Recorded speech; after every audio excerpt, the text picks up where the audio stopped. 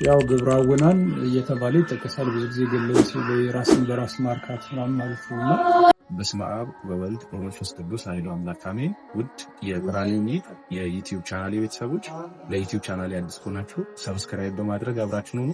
ዛሬ የምንገኘው እጅግ ከምንወደው ወንድማችን ከአቡ ጋር ነው። ወጣቱ ራስን በራሱ ማርካት እንዲሁም ለኃጢአት ራሱን በጣም እያዘጋጀ በጭንቀት ውስጥ እንዳለ ይሰማኛልና ለነዚህ ወጣቶች የምታስተላልፈውን መልእክትና እንዴት ነው ከዚህ ሁኔታ መውጣት የሚችሉት? ያው ግብራውናን እየተባለ ይጠቀሳል ብዙ ጊዜ ገለጽ ራስን በራስ ማርካት ምናምን ማለት ነውና ያው ኃጢአት እንደሆነ መቼስ ጥያቄ የሚፈጥርበት ሰው ያለ አይመስለኝም። ሁላችንም እናውቃለን። እንደዚህ አይነት ህይወት ውስጥ ያሉ ሁሉ ያውቁታል ኃጢአት እንደሆነ ማለት ነው።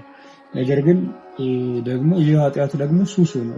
የዝሙት ኃጢአት ምናልባትም ከኃጢአቶች ሁሉ በጣም ለመለየት በጣም ከባዱ ሊባል የሚችል ነው በነገራችን ላይ በተለይ ደግሞ ልማድ ከሆነ ማለት ነው። እና ብዙዎች በተለያየ አጋጣሚ ይሞክራሉ ከዛ ለመውጣት እንደዚህ አይነት ሱስ ውስጥ ገብቶ ከዛ ለመውጣት ሳይሞክር ጭራሽ የቀረሰው ይኖራል ብዬ አላስብም።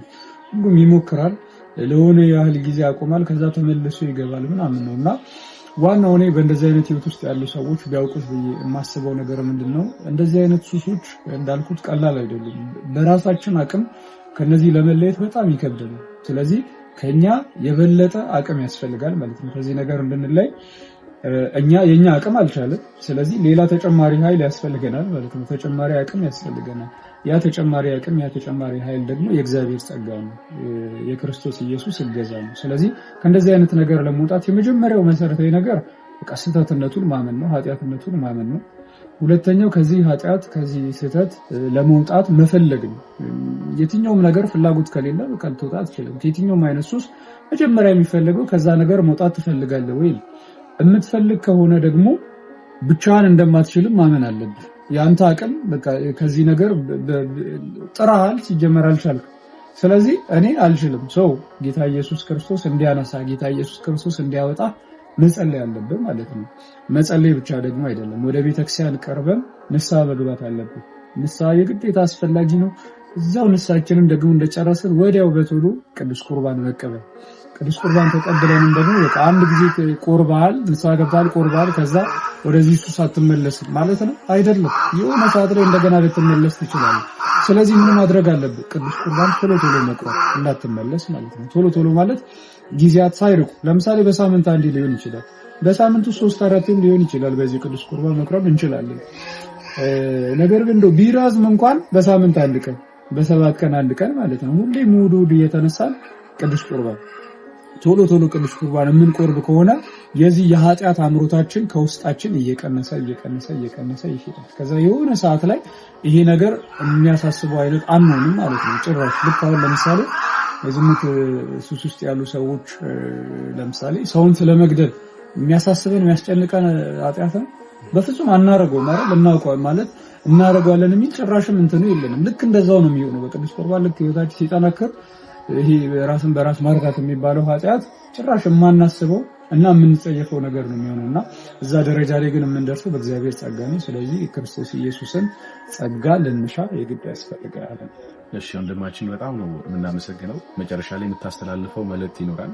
አሁን የጠቀስከው ወንጌል አለ፣ ክርስቲያኖች በየጊዜው ደጋግመው ቅዱስ ቁርባንን መቀበል እንዳለባቸው፣ ከዚህ ሚስጥር መሳተፍ እንዳለባቸው፣ መድኃኒት ስለሆነ በደንብ እንደሚያግዛቸው ለወጣቱ ነግረሃልና ምናልባት እዚህ ህይወት ውስጥ ላሉ ወጣቶች ከዚህም በኋላ በጣም በሰፊው እንሰራለን። እዚህ ላይፍ ላይ ላሉ ወይም ደግሞ እዚህ ህይወት ውስጥ ላሉ ወጣቶች ምን ትመክራቸዋለህ? ምንድን ነው የምትላቸው? ያው አሁን ያለው ምክሩ ሊሆን የሚችለው ማለት ይሄ ነገር በጣም ኃጢአት ነው። ኃጢአት ማለት ደግሞ ከእግዚአብሔር የሚለይ ነገር ነው፣ ከእግዚአብሔር የሚያርቅ ነገር ነው። ከእግዚአብሔር የሚያርቀን ደግሞ ማንኛውም ነገር በቃ ለህይወታችን መልካም አይደለም ማለት ነው። እያወቅነው የሚሆን ሳናውቀው ብዙ የሚያሳጣን ነገር አለ በህይወታችን ውስጥ ማለት ነው። ስለዚህ ሁሉም ከዚህ ነገር የመላቀቅ ፍላጎት እኔ ምንም ያህል አመት ይሆናል በእንደዚህ አይነት ህይወት ውስጥ ግን ዛሬም ግን ከዚህ ህይወት የመላቀቅ ፍላጎት ግን ሊኖረን ይገባል። ይህ ፍላጎት እንዳይጠፋ፣ ከዚህ ህይወት የመውጣት ፍላጎታችን በፍጹም እንዳይጠፋ ተስፋ በመቁረጥ ብዙዎች ማለት ነው በቃ የተለያየ ጊዜ ሞክረዋል ከዛ በቃ አልቻሉም። ሰው ተስፋ ቆርጦ በቃ ከዚህ ነገር መውጣት አልችልም ብለው ደምድመው እዛው ላይፍ ውስጥ የሚኖሩ አሉ እና መውጣት ይቻላል። ብዙዎች ወጥተዋል፣ የወጡ በጣም በርካቶች አሉ። ስለዚህ ይቻላል፣ እንደሚቻል የሚቻልበትን መንገድ ደግሞ አሁን የተማማርነውን ያንን መተግበር ነው የሚጠበቅ።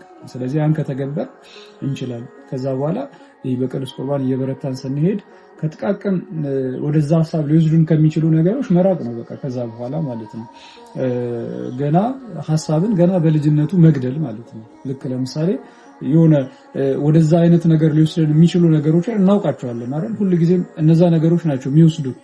ከዛ ወደ እነዛ አይነት ዌብሳይቶች ሄደን እዛ ጋር የምንገኘው የሆነ ነገር ነው የሚወስደን እና ልክ ያን ነገር ስናየው ለምሳሌ ድንገት ሊመጣ ይችላል እኛ ሳንፈልገው ማለት ነው። የመጀመሪያው ሀሳብ ወዲያው ቶሎ ማሳለፍ፣ ወዲያው ቶሎ ካሳለፍ ነው ያ ሀሳብ በእንጭጩ ተቀጨ ማለት ነው እና ያንን ለማድረግ እንሞክር ነው የሚለው። ያው ሁሌም ከዚህ ህይወት መውጣት እንደሚቻል እንወቅ፣ እንመን፣ መውጣት እንችላለን። እሺ ወንድማችን እንግዲህ ተስፋ ያለን ክርስቲያኖች ነን። አሁን የተነሳነውን ሀሳብ ወደ ህይወት ቀይሮ ደግሞ መኖር ያስፈልጋል። ለወጣቱ የሚሆን አሪፍ ነገሮችን ከዚህም በኋላ በደንብ በቅራኒው እንሂድ የዩቲዩብ ቻናሎቻችን ይዘን ብንመጣ ይሆናል። ወንድማችን አቡ እጅግ በጣም ነው የምናመሰግነው። መምህራችን ታዘው እሺ ብሎ ነው የመጡልን። በጣም ነው የምናመሰግነው።